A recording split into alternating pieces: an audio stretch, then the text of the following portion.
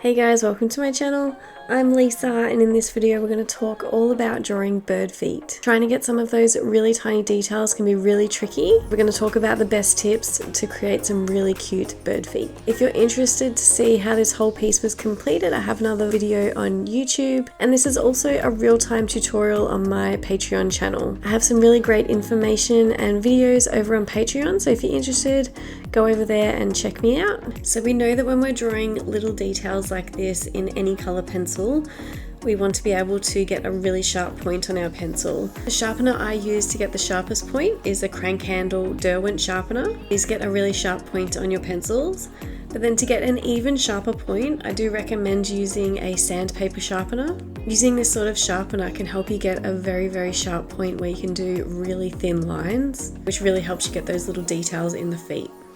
Then before you go putting in any colour at all, make sure that you have a really good outline. So you want to make sure that you can see all of those little details and you know where everything is for the feet.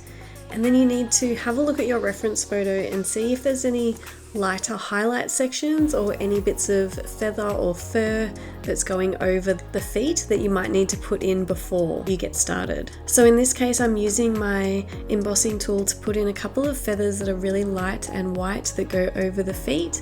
This just helps to preserve this white highlight and helps to add to the dimension of the feet.